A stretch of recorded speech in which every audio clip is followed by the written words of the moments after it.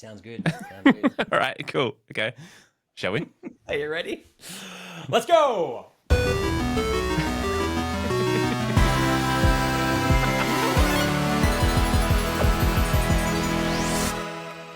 Hello, I'm Jason Fox. And I'm John Anthony. And you're listening to Kindred Spirits, where the absence of a package is the package. Oh, you know what's so funny about that is that I had one loaded in case it was my turn. And so I might as well do it for you because Let's do it, yeah. we're on exactly the We same should have said it at the same time, yeah. I was going to say something like, welcome to Kindred Spirits, where having nothing on the shelf sometimes makes it a little tricky to position yourself. Yes, that's right. Yes. What is it you do? It's not that I don't do anything. I do nothing. I do much ado about the everything of my nothing. I had one just the other day. Bless one of my favorite clients. I had a couple of days up my sleeve to be in Briz, and there was something scheduled that got cancelled. And then they kind of came at me and said, look, we're going to cancel the other stuff, but what else have you got for us? You know, and I kind of said, well, what do you mean? They were like, well, what else? And I could tell they were looking for my inverted commas learning menu, you know, and you feel like a bit of an asshole when you tell people that you don't have one. Well, I mean, yes, but like a teacherly asshole, right? A scholastic asshole. Scholastic. Yeah. There is this the kind of teaching that is trickster teaching is how do we create the conditions where they're genuinely going to learn the lessons that are theirs to learn without robbing them of the epiphany? And so we know that the standard form of teaching is to kind of formalize and codify a bunch of things as information and then translate that information, and then we presume that the illusion of learning has happened. Whereas, you know, it's just the whole people want the learning menu, a nice set of boxes to choose from. What we're offering is something. Oh gosh, actually, I'm gonna try read a quote from. I'm gonna find a quote in a little bit. No, I might not even do that. But this is the whole thing that Lewis Hyde talks about of you know, don't mistake trickster for run-of-the-mill thief or scoundrel. It's just like the people don't perceive that the kind of the disruptions are pitched at a level that is so much higher that's inviting doorways to new possibilities, which ultimately still doesn't really translate into much appeal. And people are like, is this guy still talking? Look, that's great, Jason, but what's on your menu? Yeah, that's right.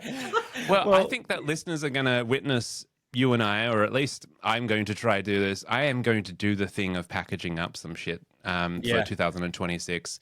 I used to do it. I outgrew it. The market hasn't outgrown it. So no, I've got to come back to the market and say, here's my menu. It's funny because I was talking to Caitlin about this, and I was saying, Jason he's talking about packaging, and then, you know, I sort of heard myself out loud, and I was literally this two-dimensional. I said to her, if Jason wants to package something with me, I'll probably want to do it. But if he's suggesting that I go and package something myself, I've already run out of steam, right? And I don't know what that is, man. Yeah, no, you know what? I'm It's a great thing to wrestle the against same.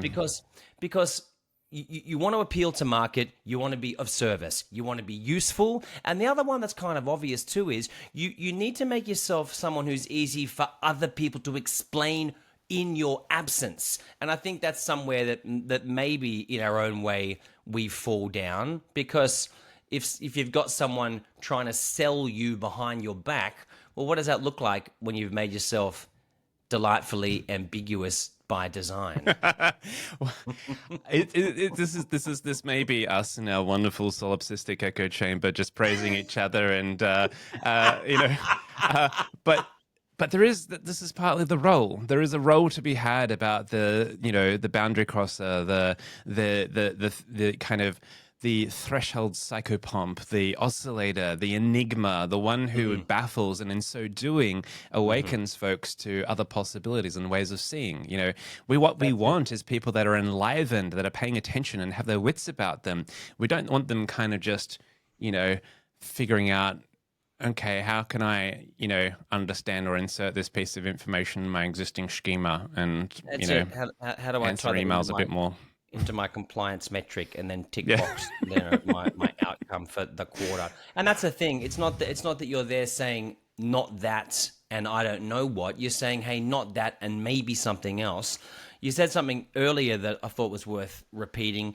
You're talking about something that's theirs to learn. And I think one of the reasons why we probably resist too much off the shelf or packaged content is because how can you feel comfortable or confident that it's theirs to learn if you already made it for them? You're serving up, you've got one item on the menu and you're sort of force feeding it to them.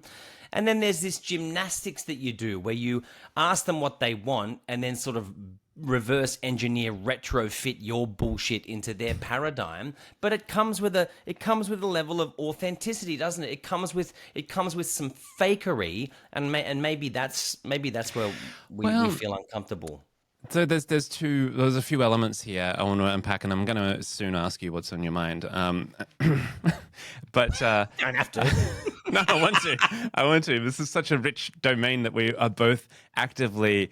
I think we're doing that hermetic dance, the same thing we did when you took me to your special spot in the forest by the river on the rock, where we got all hermetic, and this is partly the charm. My hope is that folks listening to these episodes or choosing a random one will eventually hear enough of our authenticity and honesty over time and start to begin to discern the wisdom of what we are saying, even if it's superficially, it may seem flippant or frivolous, but they'll be able to sense into the deeper pattern and thus, over time, trust in the process of working collaboratively in the space of emergence in a way that serves for deeper unfolding.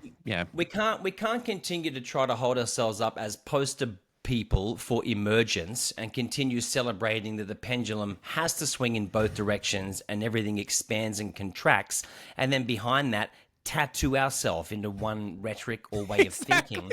It's all there is a method to all of the madness. Yeah, that's right.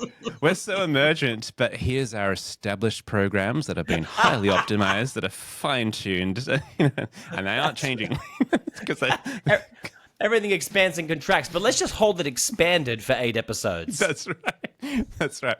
Hey, man, what's on your mind?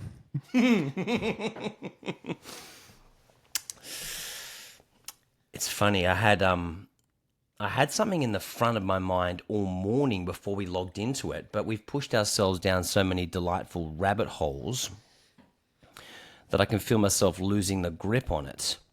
I'll tell you one thing, my friend. And I'm trying not to...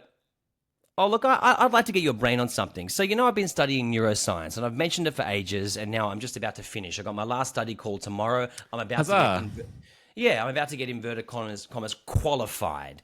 And I'm just starting to ask myself what that even means, and when I look closer at what it is that I've done, it's supposed to come out in the wash as something like an advanced diploma in the neuroscience of leadership. It's got that kind of ring to it.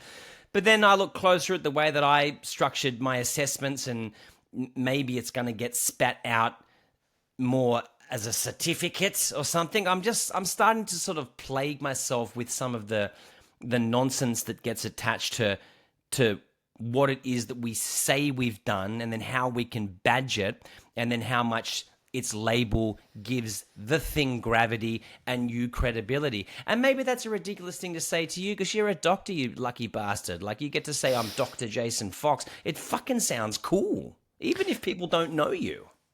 Thank you. It does sound cool. I mean, this is something that old mate James Cass talks of in Finite and Infinite Games, the theatre of titles and stuff like that. Of course, as infinite players, we know that we are not our titles. They're just theatre. They're just part of the costume and the trappings of society that, going through some hoops and ticking some boxes under, enough supervision gets you awarded a particular title. I remember in the Professional Speakers Association, a lovely group of people, I got awarded a certified speaking professional, and many people still have CSP there. most of the market doesn't really know what it means still. So Yes. it's this weird thing of like, okay, so a title becomes a relational thing, but it's still a great card up your sleeve. And I think with titles, it's always like a thing of, people are already warm to you. They've built the trust. And then when they're considering it, they say, oh, yeah, he's done this and done that. Like, that's cool. That's affirming. It gets weird when we start to lead with the title and start to like, make Agree. that our thing. Yeah, if I like that. If it's front footed, then you really are sort of hiding behind your sheep's clothing. I've found sometimes that it does work backwards for me. Someone will meet me, like my flavor, introduce me, and then they'll say, oh, what we then did was we went to your LinkedIn and then we cut paste all the stuff that you've studied, and then we use that to convince people of your credibility. But I don't know. I think I've been feeling a bit frustrated because I worked so hard on this thing, and I'm wondering, maybe I'm just in a weird headspace, but I'm wondering now why I did it. Like, have you ever done Oh, that? that's totally natural. Feel- No, this is perfect. I mean, and you've like these things, right? We talk about emergent and established. Most courses are established things, so there's an inherent staleness to them, despite even the best efforts. Anyone Yeah. who's designing learning programs will know, like, you put a lot of effort in, but life continues. But you've kind of outgrown. You are so widely read. You are so versed across different experiences and domains that, of course, it kind of feels like, there's something. There's something a little. I mean, it's even when people write books or things like that. There's something a bit of a anticlimactic, weird patch afterwards. It's like, oh, okay, is that it? And so on. Thing Yeah, is, it's what just. now? Well, it's What just now? all part of the mercurial bricolage mix that you have that makes that constitutes a facet of John Anthony. It just means that this is the other thing I was going to say before. I've got my Dr. Jason Fox persona. You've got your JA from Transcend persona, which are authentic aspects of ourselves. It just means that performance artistry, that kind of groomed aspect that we have for a particular domain, i.e. our frolicking in LinkedIn and enterprise land, it just has a little bit more of that gravitas that lets you slip past the cognitive gatekeepers, so you can work your magic within. And I think you hit it. And it's funny because I just said to you, why the hell did I do it? And you just reminded me. I found that often, particularly when I'm doing keynotes and when I've got large groups of people, at times if I have one of those rare meta glimpses of me and what I'm up to, historically I've worried, am I leaning a bit too heavily into the philosophical? Am I starting to go a little bit spiritual? You're speaking to the wrong guy. Have I gone mythopoetic? And that's the thing. And I think you've hit it. That if you want to talk about cognitive gatekeepers, or the way that I often slice it is, are you speaking to everybody? And that's ambitious. You can't say I'm speaking to everybody. But if you can be bothered, you can go out of your way to continue to expand your lexicon so that as you continue to talk about the same thing, you got lots of different ways of doing it. And you know this, everything that we get into, when you look at it really closely, we're all saying the same stuff. But I've often found that if I can bring something that has science under it, then even the naysayers and the people whose eyes you can hear rolling, you sort of see them sit forward in their chair. And so for a moment, you've captured their attention. So maybe that's what I'm arriving at. Maybe I'm realizing that I didn't really study neuroscience for me. I did it so that when I'm trying to educate, persuade, entertain, inform, that I position myself as more palatable to people with a different lexicon to my own. Two things I want to talk about, and this is actually someone asked a question of this a while back for us to explore. There is the curse of knowledge. We'll get to that, but then there's this thing that happens. And it's happened to me in so many ways. This disenchantment that opens up where you do the things and you see behind the scenes and you realize, oh, is this all that goes into this? Like, I had it with academia, I had it with like thought leaders and so on. And there is this, and it's part of your own growth. It's like, we look up to folks and then we kind of become peers with the folks. And then we become a little bit frustrated, like, oh, but there is more. And, the conversations you and I have that start to branch into things that are outside of the the Overton window being, what is acceptable and familiar and safe to discuss. Then you've Yes. got all these stuff kind of right at the periphery and beyond that we start to get into hermetic territories, the mythopoetic, the spiritual, the Alan Wattsian kind of ways of Yes. seeing. And, Mm. they enliven us, but also a lot of the folks aren't ready for that. And so we've got to do our oscillatory dance, where we Yes. smuggle in some of these more than rational insights into the world, but then perhaps package them in a Trojan horse form that has some of the trappings of neuroscience or whatever will kind of allow the medicine to come in. I think you're onto it. It's about trying to create cut through. And I think, I've actually appreciated this conversation because it started with me saying, why the hell did I do it? And you've sort of helped to remind me. And, I remember seeing this quote when I was a little kid doing debating, right? And I think it might be Shakespeare, but I can't be sure. And he said, the roots of education are bitter, but the fruit is sweet, right? And it was funny because as a kid, I launched to it hard because I hated school. Like, I don't know, you and I have never really spoken about this, but I hated school, man. Like, I was made to feel dumb. I think back now, there were periods where I would hide. I was supposed to go to class and I'd go and Yeah. hide somewhere instead of showing up. And as an adult, I've come to realize I've got a brain that really wasn't wired for academia or the structure that is school. But what that did was it sort of rendered in me this idea that that I don't do school or that I'm not academic. And so I used to hold on to that. Oh, the roots of education are bitter, but the fruit is sweet. But I realized when I got older, that's a little bit two-dimensional because it's a decision to hate everything that you're studying. It's a decision to not enjoy learning, which I think is an absolute nonsense. And then I think where it really changed for me was when I studied positive psych because I'd never been so lit up by content. And I remember the first day the lecturer said, you can't study positive psychology in a way that's sort of cerebral and then explain it to people academically. You have to live and breathe it yourself. And I remember thinking, no thanks, I'm just going to learn it academically and explain it, and then you realize after a while that you'd be insane not to take on all of these interventions, that the science of optimism and well-being. But in some ways, I was possibly blessed and cursed by that experience because I was lit up and so married to the content that I feel like almost everything that I've studied since has sort of felt a little more obligational and a little less self-perpetuating. Yeah. I think it's profound to integrate the feeling tone of this. It's one of the great downfalls of what education has become, which is this aberrant, deranged form, is so far removed from true learning. It's so clinical and cold and cerebral and also disembodied and disconnected. And so back to James Cass, who wrote Finite and Infinite Games, and who I had the joy of reading the unpublished book, Poetry and Money. That's right. The Poetry of Money. He's the final part of that. He is scathing towards the academy. He is Yeah. like, the academy has become so far removed of what school, like what does it mean to be a school? You have a teacher and a student, and the ethics of a teacher is you want to make yourself redundant. You want the student to learn so that then they no longer need you because you're peers. And what we have is this weird incentivized educational system that preferences this certain mode of teaching. And you're getting students that, now I didn't like school either. Primary school and high school, I was bullied. I didn't like it.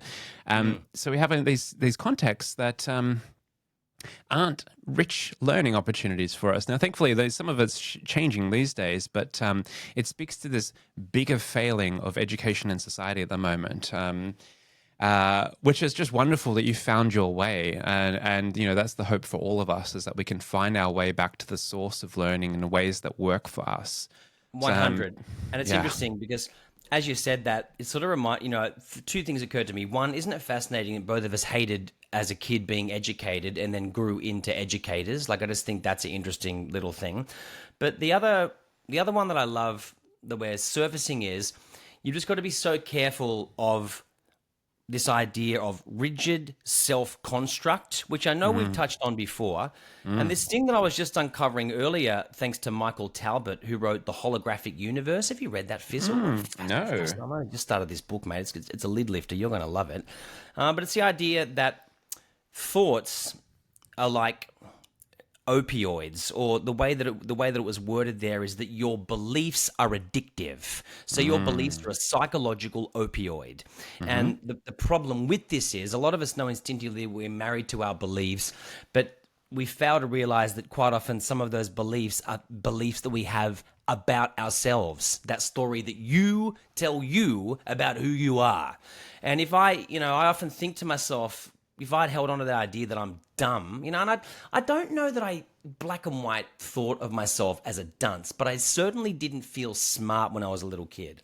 And so if I'd held on to that idea, that there's no way I'd be mixed up in what I get into now, and so it's sort of always exciting to celebrate that all of us have the power to rupture and shatter and completely dissolve your own personality construct, that paradigm, that story that you tell you about who you are. A lot of it is just phantasms from your past. Bullshits, it's echoes and mirrors and strings and trauma and experience. And I think quite often, because beliefs are addictive, you often will get addicted to the wrong idea about yourself. Yeah. When a groove turns into a rut and we keep on repeating the same tyrannical self-story, and it forms the narrative lens in which we view life and then becomes part of our ontology. And, for me, a wonderful plant medicine healing retreat kind of helped to dissolve some of those knots for me.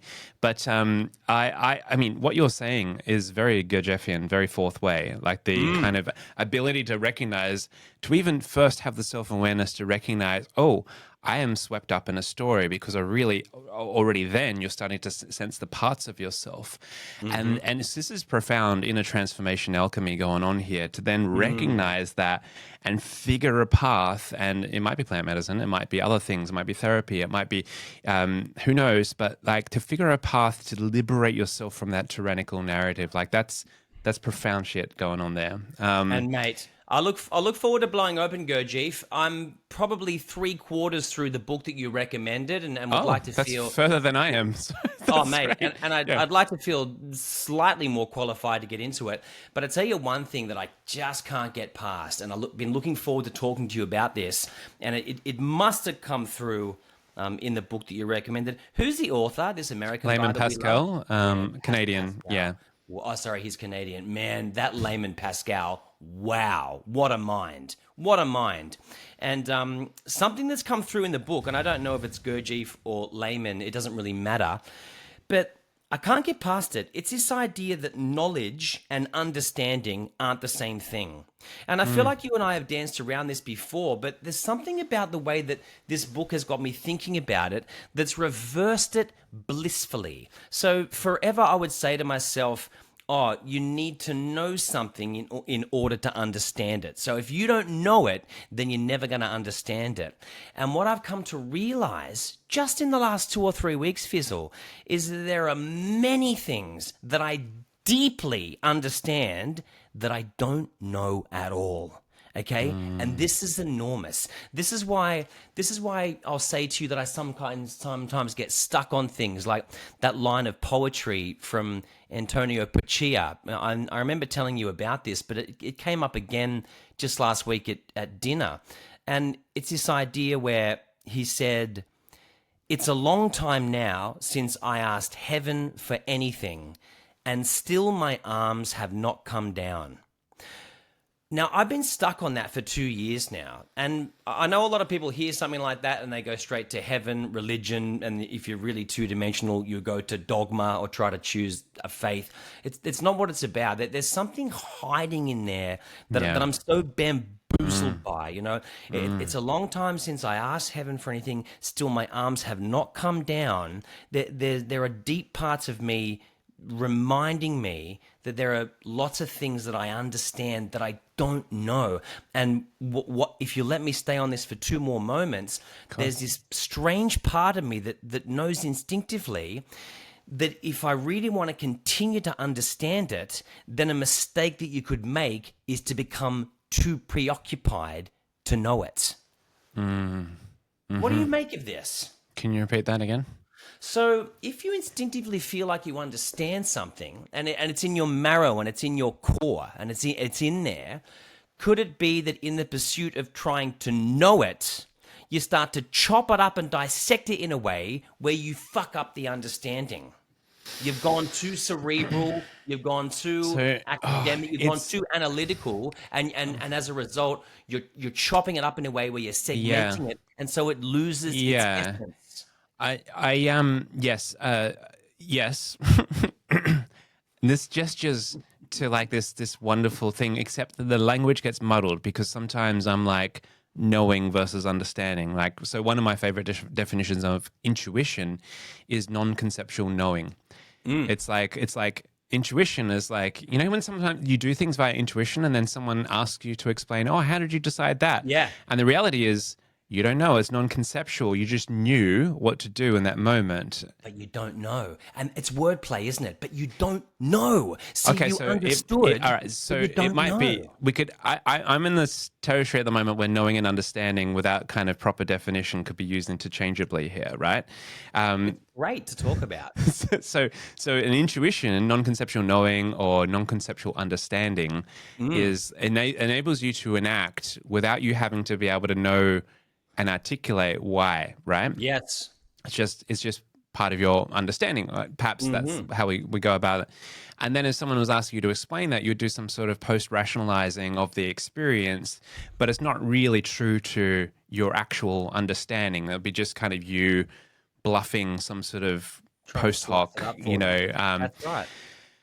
So I'm so with you. So we're saying that like the understanding, because so when I get stuck on knowing, which comes close to gnosis, and my understanding of knowledge is only exists relationally. So we can't know things. The knowledge is contained in relation, and we kind of swim in the noosphere, the sphere of human knowledge, and all of that.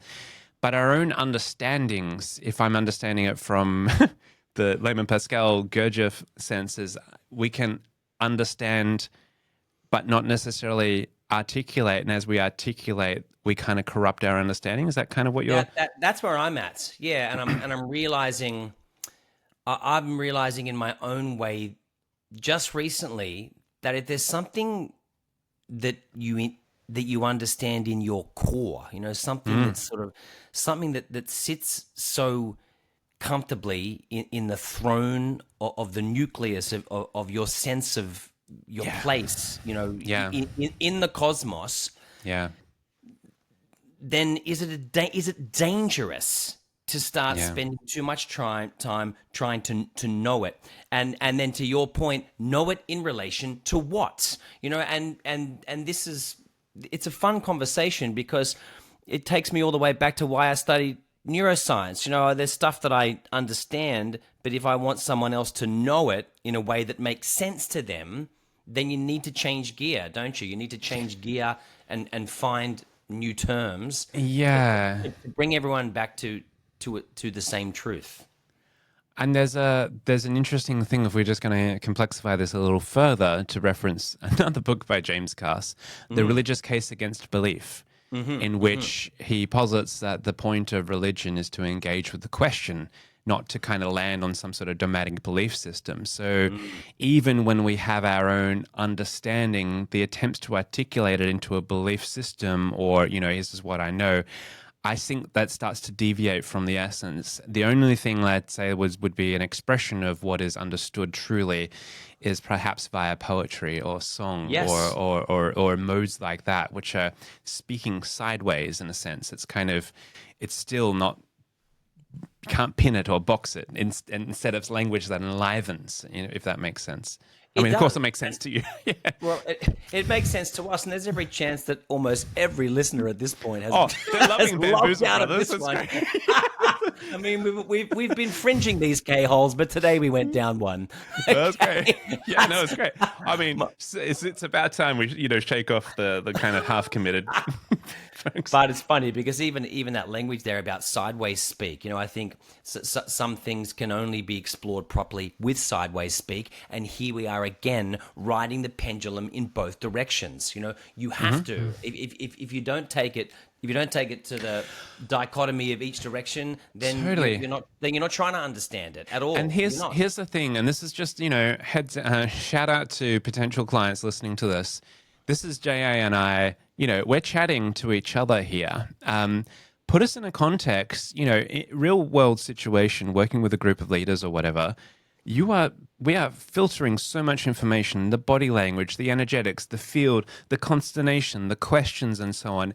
And in real time, we're calibrating for the language that makes sense for them, which for most is where I would imagine a lot of what or understand about neuroscience comes to the fore, because it's good language in which people who maybe have a rational bias, which is good, which is the norm for most people, and they have huge defenses against anything that sounds fluffy or poetic or spiritual and so on. Cool. Well, that's the channel that we're going to work with, and we can dance in that space. So, here's you and I chatting together, but put us in front of a whole bunch of different groups. I know you've worked with all sorts of folks, as have I. Folks who are working at front lines, senior leaders, thinkerly folks, and all this. We can shapeshift. I love it. Yeah, and that's part of it, because I think one of the reasons why we love what we do and why we're good at what we do is because the overarching goal is about trying to remain in service and add value. And so you've got to be able to jump around. I'll have 2 days back to back that couldn't be more polarizing. This year, I think I mentioned to you, at one moment I was in Perth hanging out with ground staff, the dudes that chuck your bag around onto the conveyor belts.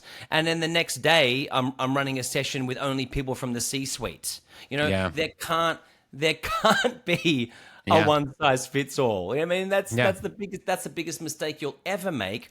But if you can be bothered, you'll spend a bit of time trying to read the room in a way that lets you shapeshift in service in order to add value.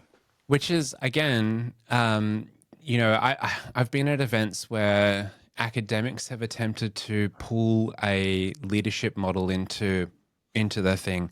And it's just dense language, and they're making references to published journal articles and stuff like that. I'm looking at the audience, and I can clearly see this isn't resonating. But I'm sure all their internal conversations within the university probably, resonated and made a heap of sense. And I'm sure that, the underlying, theoretical framework of what they're sharing makes a lot of sense. It just isn't landing and resonating. It's like you've got to become alive and attuned to the context that we're in. This is the dance, right? Which also means that you can't be so heavily burdened and attached to prepackaged stuff, because that limits and inhibits your ability to be alive to what is present in the moment. And you're onto it. It's one thing to know your content, but if you know your content and you don't understand your audience, good luck. You are destined to fuck it. Yes, exactly. Oh, hey, I want to share a little bit of we've mentioned poetry a little bit. I have this thing. I've been courting Fox Story as part of some work that's going on here. I can't. It's a bit too early to talk about it yet. But there's this interesting thing within Australia about foxes and rabbits, and how, as introduced species, they don't really have their own story or lore, but in other places they do. And I've been casting the net wide, and I came across some of this poetry that Kim has this kind of. Kim read this post from the Marginalia, who used to be Brain Pickings at Maria Popova, beautiful blog, of this poetry set. It's beautiful. And I'm just going to read you 3 lines that pertain to rabbit. And I mentioned rabbit because you mentioned rabbit holes before, and we do like to nudge some holes, you and I. But this, there's something, I don't know, maybe it'll hit more stronger in the actual context, of course. But just imbibe these. Let's do it. If you are hunted but walked into the meadows to feel the blue of the sky at the price of your life, then you know my name. I am the rabbit. Ooh. If they kept you a prize on their laps, if they crushed your ribs with their weird love, if you cried at night in your cage, then you know my name. I am the rabbit.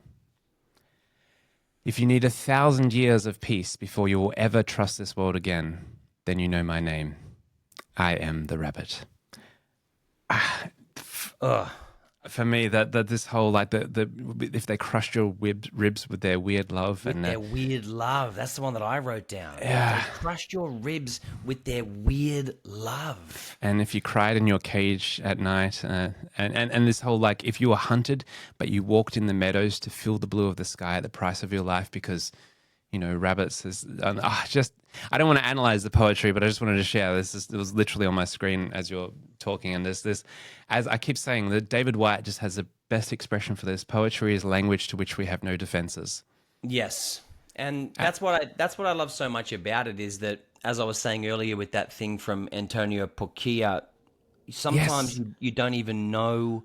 Sometimes you don't even know why it hit you so hard, and there's something about that that makes the hit even more powerful because it snuck through anything cerebral, anything logical, anything Yeah. analytical, anything that you're trying to inverted commas know, and it hit you so deep in the core of your understanding that you're blissfully rattled in a way Blissfully rattled, yeah. and it means more because you don't get it. It means Yeah, more to you because yeah. you don't get it. Well, to quote Wendell Berry, the mind that is not baffled is not employed. The impeded stream is the one that sings. And Oh, sorry, Jace. I cut off the second bit because I was laughing. So do that again, please, brother. well, The mind I is think that baffled. I'm gonna try to recite the whole thing, but I think I'm gonna fuck it up. But like, All right. it could be that when we no longer know what to do, that we have arrived at our real work, and that when we no longer know which way to go, that our real journey has begun. The mind that is not baffled is not employed. The impeded stream is the one that sings. So you can render me employed, old sport. I live in a constant state of bewilderment. That's right. That's right. How enlivening, right? And it's like how Nassim Taleb says difficulty awakens the genius. And we've been so kind of coddled and domesticated and fed these bite-sized, incremental, frictionless, ways of learning and being in the world that sometimes a couple of lines from a poem that just opens a portal but doesn't provide a neat answer. It's I- such a great Yeah. way. It's almost like you're fossicking on purpose to be delightfully disrupted. I actually Now, ordered a Faisal- bunch of. Oh, sorry, just quickly. I ordered a bunch of poetry from poet Tom Hirons, and they arrived a few days ago. And I was reading one, and just later that day, I just felt tears welling up in my eyes. No idea where it came from. I was just kind of standing in line, and there is a subtle, subversive magic that poetry weaves in us if we're attuned to it. It's so true. And, that was another thing that I picked up studying in the last couple of years is that, thoughts, ideas, impressions can arrive in the front part of your mind, that neocortex, but you can only ever hold on to 4 things at once. I think I was telling you this the other day. You can only really hold on to 4 things in your front conscious awareness at any one time. And that's why sometimes, you'll walk into a room and go, why the hell did I come into this room? Because on the way down the hallway, you thought of 4 other things.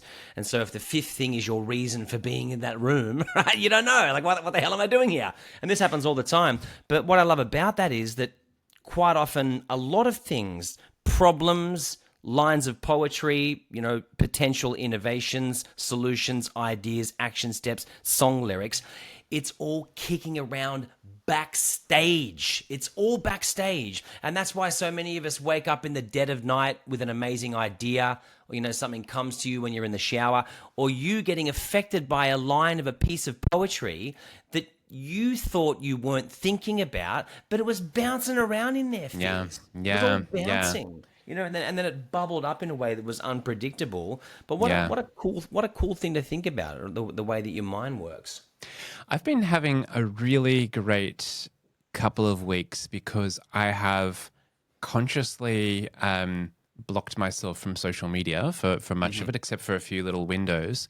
Yes. And I've been playing Hollow Knight Silk Song a little bit, which Oh, yeah. sometimes there's this thing where if I have a game or something I'm playing, I'm doing a lot of background processing whilst, Yes. it looks like I'm just wasting time, but stuff is sorting itself out, or going for a walk or things like that. Absolutely. And it does make me think to how much we have hobbled ourselves with this distraction economy and all these every idle moment kind of checking the feeds, or at least I can only speak for myself. It's like the what I've experienced in the last 2 weeks has felt like a return. Like I can almost hear my own voice a little bit more. Coming I'm back. getting so swept up in the Beautiful. torrents. Yeah. Well, it's a valid concern, and you hear all that emerging research now to suggest that kids have lost their ability to be bored. Boredom is this Yeah. sort of, Yeah. boredom is this, oldie yesteryear skill that we had to develop. I remember hearing a stand-up comedian once say, when we were kids, if you were in the car and you were bored, you would just watch water trickle down the window. Oh, yeah, and make it kind of and dodge you remember through that? things. You'd sort of- Yeah, you'd look totally, at yeah. that and go, that's Oh, amazing. yeah, totally. You'd follow the pathway of it. But isn't it crazy to simulate that there are lots of people that have never been able to sit in that kind of stillness? If you're constantly on, if you're constantly flicking and distracting and investing and pulling your own focus, then there is no background processing. And if there's no background processing, then at what cost? And it's, and there's so much in it, but the most obvious one is you're impacting your own levels of optimism and well-being. You're plummeting. It's very rare that I can deftly weave a stinkfist quote into the mix, but the opening lines are something has to change, undeniable dilemma, boredom's not a burden anyone should bear, constant overstimulation numbs me, but I wouldn't have you any other way. Yeah, perfect. It's not enough, I need more, nothing seems to satisfy, etc. Well, it's amazing. And, sometimes I hear myself being such an inverted commas dad. The other day, my beautiful 6-year-old Phoenix, she said to me, Dad, I'm bored. And without even thinking as a reflex, I said, there's no such thing as boredom, just boring people. And I thought, that's probably not the best thing to say to a 6-year-old. It's great. It sounds like one of those shitty little one-liners that just, kids are Teflon to that type of thing. I'm sure there's a more gentle way for me to float that idea past her. But, oh, mate, there's so much research on it. It's almost like as a parent, you need to find ways to carve out time to give your kids an opportunity to be bored. And if Maybe. not, at what cost? Maybe this could be our package. We could sell boredom. I don't think we could do it, actually, to be honest. I don't think I'm so glad you asked if I had something on the shelf, because I do. It's a 6-week program exploring boredom. I don't think we could do it. I don't think we're the right people. Yeah, I can think of others. But Goodness gracious! Now, Fizzle, I'm looking at the clock, and I can just I can feel a little ladybug just fluttering into the room, purchasing itself on my shoulder. I'm so happy that it's this time. Now I'm gonna show the whole unboxing of this. It's Whiskey O'Clock, and this is one that would be familiar to most folks. I read about it many years ago, and I actually went and bought a new bottle just for this experience. I'm talking about the Oban 14. Oh, great. It's a Highlands whiskey. I love the Oban 14. They pretty much haven't changed their recipe for many, many years. It's everything about it. The artwork on this container is exquisite. It's got seagulls and rocks and water, and you've got. It's perfectly positioned with the Highlands. This is the bridge to the kind of the Islay whiskies. You're kind of not getting too much peatiness, but it's there. There's a little bit of that jetty smoke kind of wood, and so on. And yeah, so it's beautiful artwork. That's what we're going to. I love the font, and I love. I mean, look at the color there. Look at the color of it. Straight up. It's Can you great. hold that up again? Yeah.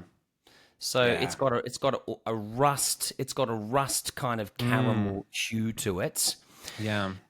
And I was thinking about that artwork too. It gave me a lovely flashback. I remember as a kid, I had these bed sheets, and it was that style of artwork, that kind of finely detailed ink drawn artwork. and you could just tell it was from another time. It had an apple tree and a cobblestone bridge, you know, and a kid in bloody dungarees. It just had a nostalgia to it. Yeah. And I think you're right. I don't think Oban have messed with their branding for quite a while. That looks like a really familiar bottle. So good. I remember when Drambuie, that kind of honeyed whiskey, they changed they modernized their brand, and it was just, they did the whole sans serif move, you know, from the serif font to the sans serif thing, and just, I get it. It probably, you know, some quants and business analysts thought this is going to like land better and work better on mobile screens and so on. And I just like the folks that are, you know, keeping a little bit of charm going on. Leave it alone. I'm never happy. I can't think of a single whiskey rebrand that I've been happy with. Glen Alecky did it recently. Glen Dronak recently changed their brand. I can't handle it. I've never seen a pivot and thought it was good. Totally. Starwood Whiskey had this beautiful gold foil thing going on. It was so sublime. And then they went with, you know, it's still okay, but it's not the charm that it had. Shall I do the twist and pop? Please do. Okay, you ready? Oh, nice little high-pitched pop. I'll tell you what was cool about that. The pop was obvious. That spoke for itself. But the twist, it was a bit rickety, like you were twisting a doorknob. You were off to the cellar. That's right. That's right. We can become twist connoisseurs as well as pop connoisseurs. Now, I felt like I was being collected from the cellar after being sent to the naughty corner. Thank you, Dad. Let's see if I can get a pour going on. Now, the goal here is not to be premium Chinese teapot, which makes no ripple whatsoever. That's the goal, right. I want to have a glug and a splash. I want it to be like a bulldog in a bowl of porridge. Okay, let's see how we go. Yeah, there was a bit there. Thank you. My favorite thing about when you're freehand pouring is you get so preoccupied with the glush that you're trying to make that you always pour yourself about 90 mils. Yeah. Whoops! This keeps happening. It's not for me; it's for the audio. Yeah. Oh, outstanding! All right, so it's definitely Ladybug for our listeners. Jason and I color code the whiskeys we give each other with little stickers, and so the Oban is the Ladybug fizz. That's right. I can see this tiny little ladybug here. Here's my attempt at a galoop. Oh yeah, man! Did you hear that? Yeah, it was great. It was actually the vessel, these brilliant vessels that you've been transporting in. What are these? These are Japanese, aren't they, Fizz? They're from Muji. Yeah. Outstanding. They're great. Yeah. I've got like this almost like this bandolier of the whiskeys you gave me last time I saw you at your beautiful home, which was such a lovely night. My gosh. Oh, mate, what a pleasure. Katie, Phoenix, Luna, Clark. Beautiful family. That was like so wholesome. It was one of the best nights of the year. We really enjoyed. We love so much converting my office, which is where I pod from, into the unofficial Jay Fizzle bedroom. And there were so many charming things about it, mate. But my favorite thing was when Phoenix went and picked some flowers and then put them on your pillow before you got there. That just killed me, man. God, some of the stuff that kids do melts your hearts. I just remembered then, you reminded me of the spit thing, which I don't have within reach, but I was going to get the spit chalice next time. I would use the spit chalice. Next time might be a double ep, yeah. And shout out PC, who 3D printed some spit chalices for us, but when he thought that we just spat in them, he didn't realize we actually drink from them. But shout out, Peace. I mean, that's great. That's listener dedication when they listen and print. Yeah, that's right. Based on our nonsense. And we're still exploring merch for 2026. So, the spit chalice thing, maybe it's a partnership, Yeah, we can't print any merch without running it past Jade. I think Jade's going to have strong ideas. That's right. Yeah, that's right. All right. Okay, let's do it. Great, man. Straight away, citrus for me. As soon as I went there, I went to lemon and maybe lemon curd, or I might say lemon meringue on the Nazor. Yeah, I'm getting very, like a marmalade that is very potent, like rindy marmalade.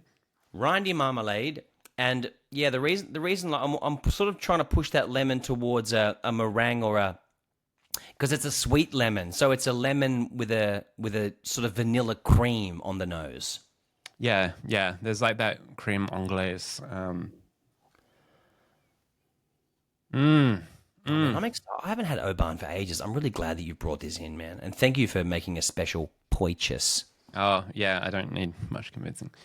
For All right, I'm going to sip. any listeners who like a bit of signposting language, Jason and I, when we recently partied in Sydney, exchanged 4. So that's 8 more episodes in the chamber. Yes, as I said, we're trying to keep these guests at bay. We'll open it to guests at some point. Whew. Here we go. Mm.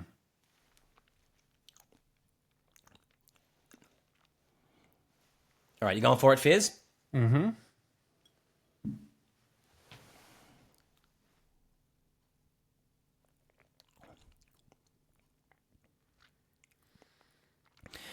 Okay, you know what's happened for me through the middle, which I love.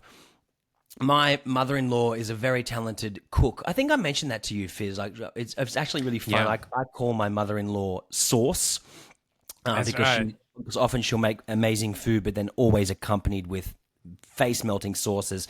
And so she's been Sauce, then became Saucy McDougal, then became McDougal, and now I call her Doogs. But Doogs bashes out these, every time we have a family event, she bashes out these caramel biscuit cups. And I don't know how to describe them really, except that they're about the circumference of a 20-cent piece. And it's chocolate on top, caramel in the middle with the biscuit base. And that's what I'm getting through the middle of this one. Mm. Yeah, that's great. Yeah, I get like some sort of like slightly, not burnt, but like the crunchier side of an Anzac biscuit. It's funny you just said burnt because on the finish, I get burnt pineapple. You know when you have, you know when you get like Yeah, a yeah. decent, you know when you get like a proper decent pimped out Hawaiian pizza and you can tell they've actually peeled fresh pineapple and it goes wood fired and the pineapple gets a bit of that kind of burn on it. Yes, that's great. I love that. I love it when they, I once made, so we have a fancy pizza oven once that gets to 500 degrees, cooks it in like the minute, and fancy. Napoleon. And I got right into it at one point. It was kind of like a pandemic purchase, and I perfected over time. And then I had this thing where I was at my sister-in-law's place making pizzas for everyone. One of the things about doing a good pizza is you get leoparding, what's known as leoparding, where you get these kind of darker spots on the crust that just Is that the term? Leoparding. Delicious. yeah, and it's like it's perfection. And I was getting it so on point. And then after, because I was busy in the kitchen, I was not the kitchen and outside making the things. When I came back in finally, I was seeing like the parent-in-laws scraping off the burnt bits. They're scraping off the leoparding. The They're burnt not. bits. They were just the burnt bits. And I was like, that is just, because when that combines with all the other things, just like you're saying with the Hawaiian pizza, the kind of caramelization and the crispness, and particularly if you're getting that kind of like the tiny bits that stick up, and it just adds to it all. And so yeah, I get actually that. hurting my feelings. It's okay. I've never done it since. I'll probably No, but sell that's a offensive pizza to be oven now. scraping off the. Don't skin the leopard. You can't be skinning the leopard mid-slice. Jason's just perfected his leoparding to have you shave it off. It's odd. It's like that's what I look for when I'm having pizzas. Had some fantastic pizzas like that in Japan once. They just got it so dialed in because like the crust you kind of want, you can see the profile and get a sense of like the quality of the dough, and it's like dialing in your coffee, right? When all the kind of elements, the grind size, the extraction time, all of that, when it, you know what? I love Speaking that. of, I remember you make great coffee. Anything that requires multiple ingredients, there's something when you're when you're across it, you know it's going to be gangster even before it goes to your lips. I remember a friend once asked me, what's that? How can you describe that feeling you get when you've got all the perfect ingredients for a sandwich? And I said, that's called santicipation. And that's what it is. You know, when you know about coffee, even before it goes to your lips, if you've pulled every element where it needs to go, there's this feeling of elation where you're certain that it's gangster even before you taste it. I genuinely like this is my thing, right? People have too high a threshold for what they call magic. Magic is everywhere, and like one of the ways that we most readily experience is via cooking.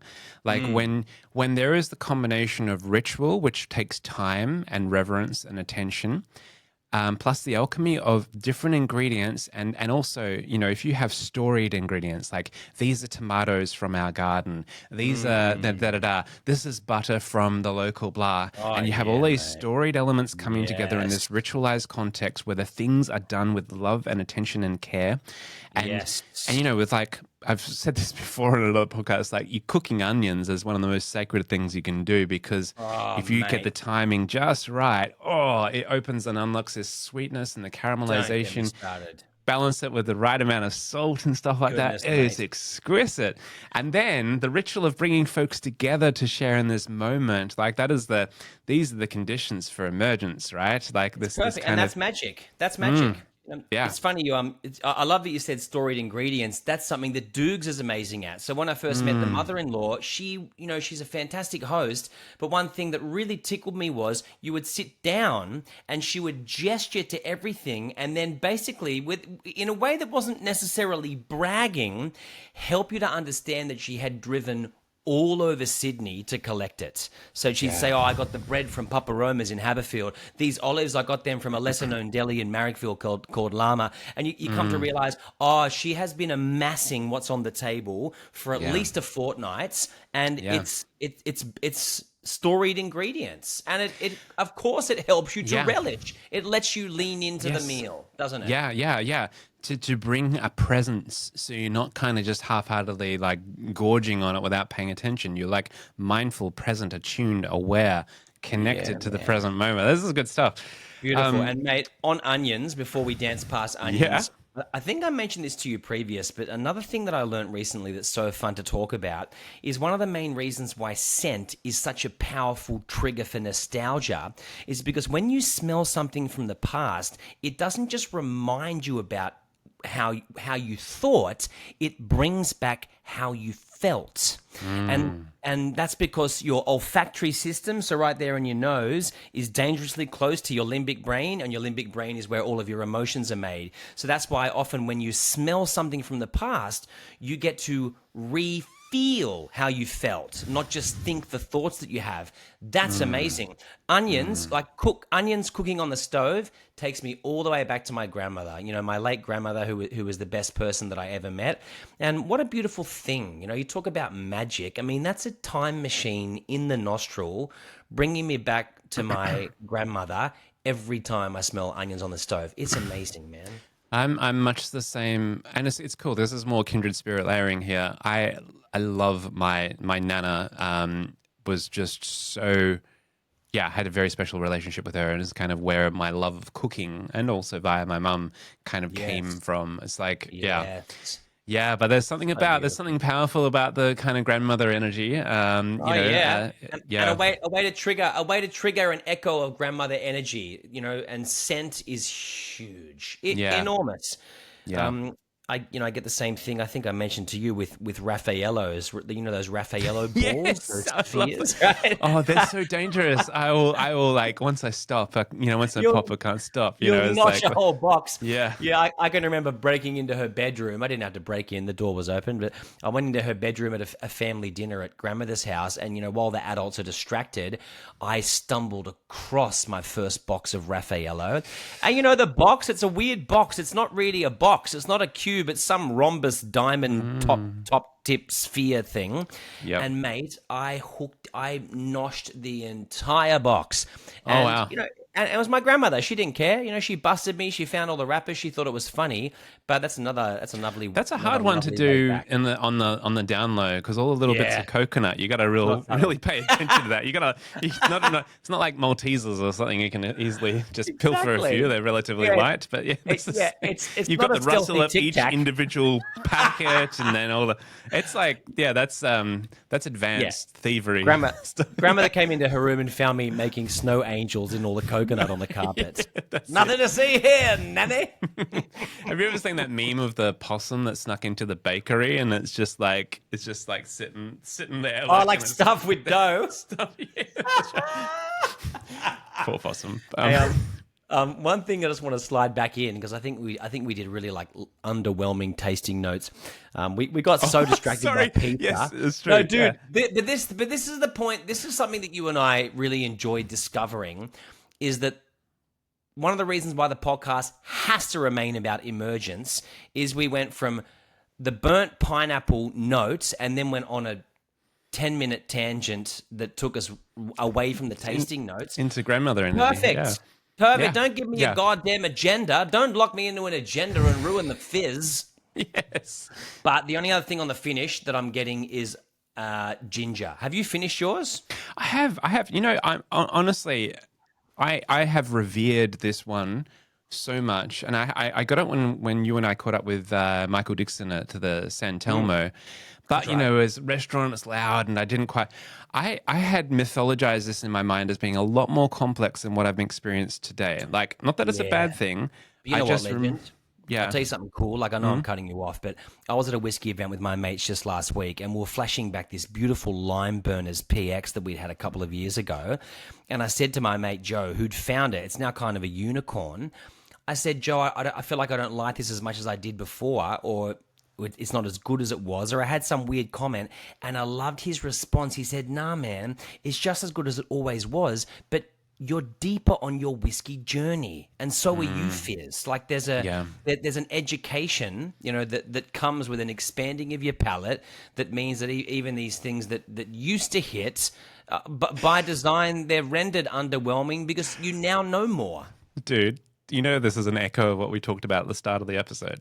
Oh, bring it back. Bring it back. With the whole neuro stuff, like it's the same thing. Like, you know the stuff now, and it's kind of like, that's not to say it's bad at all. It's just, you know the things, and such is learning or understand. So I keep getting confused between knowing and understanding. Well, but I mean, I know we went deep there, but and I know it's wordplay, but you know. Oh no, we're brushing up against something really profound amongst here. Man.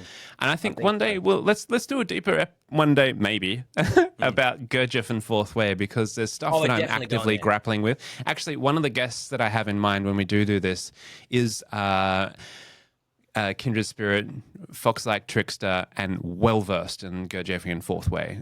Great. So that he could be a great person for us to bounce. They have to come. Yeah. And mate, I'm so keen to talk about the Fourth Way. We have to talk about it. It won't be the last time when we do. But I just want to finish. I just want to finish this book, man. Like it's I've got. Well, I haven't finished it yet. Well, and that's the thing. We're probably up to a similar point, but I've got keep notes in my phone, and similar to when I first read Finite and Infinite Games, just passage after passage that I've taken a photograph of and then highlighted. Like it really is. It's melting my mind in a great way. But I think you knew that it would, man, which is why you told me to read it, you clever bastard. I think, but there's a resonance here. Layman Pascal and Gurdjieff embody that trickster teacher kind of thing, where it's intentional to feel wrong-footed, and in the process of finding our bearings again, our kind of wits and awareness are expanded, and we're seeing things from a new way. Exactly, and we'll slice it properly, but it's something about that being able to comfortably explore multiple categories. It's not just what's in your head, what's in your heart, and what's in your body, and where else is this showing up, and what does that mean, and how does that play out? You know, it's a multifaceted lens, and I think that's why it is that you and I are so excited about it. Yeah. Cool. Should we do some bad advice? Oh, yeah, we got to give some bad advice. Oh, actually, you know what we need to do? We need to acknowledge the listeners, plural. The listeners, plural. You know what I'm about to say. Yes. I can tell by your face. Shout out to the listeners, plural, who have been very vocal about us deleting the fake ad. Now, is it fair to say, Fizzle, that we haven't decided for sure that it's deleted? We're just trying to find a more slick way of dropping it in. I was just teasing, you know. It's just doing What about we're gonna find it out. I actually think that what we'll do is we'll come up with a joint thing, a joint account for this Riverside, whatever. We can slot it in. We'll get it.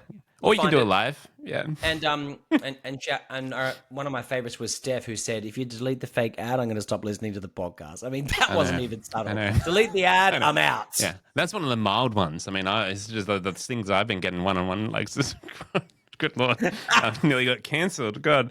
That's the most watered down of them all. Yeah, that's right. All right. How dare Bad I? advice. No, yeah, okay, cool. Bad advice. Don't study anything unless it lets you put doctor in front of your name. Don't even explore it unless it has the potential to be a PhD. Yeah. If you can't talk about this or use this as some way to, efficiently boost your status on social media, did it even happen? Like, is it even learning? Oh my God. Make sure that everything that you unpack is exclusively and only ever off the shelf. Preferably on the shelf for years, plural, gathering dust. Blow off that. It's Blow something I off prepared earlier. Yeah, great. Puff off that promise and then reverse retrofit it into any context. It doesn't matter so long as it contains passages from Steve Covey, 7 Habits of Highly Effective People. That's right. Yeah. If you're running a really good podcast and there's a segment that lots of people love, make sure you kind of talk about getting rid of that thing. Like, just people really love that shit. That's good for engagement. It's good for engagement. Well, it's a good pulse check to find out if anyone's listening. That's for sure. That's right. Outstanding. Now that feels really good. Do I have any more? I feel like we've danced around it perfectly. Oh, here's my final one. Don't bother reading poems. What the fuck is anyone talking about anyway? Exactly. Yeah, don't read poems or poems. Don't read a poem. Because it might make you feel things. And, that will be a rupture to the otherwise cool, calm, collected, confident, clear facade that you like to maintain. So don't you dare hazard the thought that you might invite doubt and mystery into your world. That's it. Oh, and I've actually got one more. Who you were is who you'll always be. So next time you find yourself in any kind of discord with someone, maybe you could respond by saying, "Sorry, that's just me." And galvanize your own shitfulness to justify a fixed viewpoint and any and all discord that you get swept up in. Yeah, that's great. I love that. Beautiful, great. Yeah, lock it all in. Man. Established, eternal. That was such a red hot pleasure. Thanks for the ladybug. You've actually put Oban back on my radar because I probably haven't been there for about 5 years. I think it's great. You know what I think it is, and this is bad language. It's a little pounder. Like you could probably drink 3 of those. What's the ABV on it? I just had poured myself another glass just as you're saying it is a pounder. So I love how rather than I said it's a little pounder, there was a gap of silence because you were busy swallowing your second dram. it's only 43%. So yeah, that's what I mean. Yeah, she's a pounder. Yeah, easy. Yeah, outstanding. So and we all need a couple of those on the shelf. That delightfully bonkers. That's one of our favorite episodes. Gosh, if and when I crack that, it's one for the evening, and that kind of takes the fun out of the ritual of the thing because it's over too quickly. Yeah. I wonder if there's like any good reflections before we wrap up. One thing I want to say is I really, really, really relish how we've both embraced the emergent quality of this. And, one of the things when we started out, I just did not want to do another couple of dudes talking in podcast voice, being all schmarmy and smooth. And I really feel like, it just genuinely feels like a real conversation. Like literally you and I could be talking the exact same way without the record button on, and it's much the same spirit. I just love it. So, Yeah, let's see more of that in the world. I encourage this of everyone because these are the podcasts that I listen to too. I want authenticity and realness. So On the money. Did you um, just say? Did you just say I raw? think I did. Raw Authenticity? That's authenticity. amazing. But you didn't even mean to say that. That's right. Yeah, I've got to That's quickly look. gold, Get mate. the That's so get the good. domain name We want. You know trademark. what? Hey, Fizzle, you just named this episode raw. Oh yes, that's right. We've got to come up with a name because we're on You Substack legend. now. Kindredspiritspod.substack.com. Not that either of us are particularly active on the platform, but it's a convenient way to kind of nestle these together. Raw authenticity. Yeah. RAWTHENTICITY is the name of this episode. Thanks to a blissful little misspeak. It's almost like you did that on purpose. And mate, I agree with what you're saying, and I think the spirit of where this started and how it is must remain. You know, the lovely Pod who I met just last week, he said to me, John, you know, I've been listening. I often don't know where it is that you guys are heading, but I stick around anyway. And I mean, isn't that just a beautiful way to think about a way to unfold the trajectory of your own existence? I mean, you don't have to have the whole thing mapped. And one of the ways that I love to slice it up, because I've heard that idea from more than one listener, it's the same as trying to explain to someone in vivid detail why you like a song. Someone says, why do you, you say, I like that song. And if they say, well, why? Are you really going to break the whole thing open? Are you going to talk about the snare pattern as you approach the bridge and the way it splits into a 5-part vocal harmony at the key change into the outro? Shut up. If you like the song, then stop worrying about why it is. Don't get preoccupied with why it is that you like it. Just like it. And I want to say thanks to all of our listeners for being a twig in the stream and coming with us in that fashion. Yeah, beautiful. Perfect. Great ending. All right, everyone. Outstanding, Fizz. Should I hit the drum? Let's do it. Thanks, everyone. Catch you next time. Hum.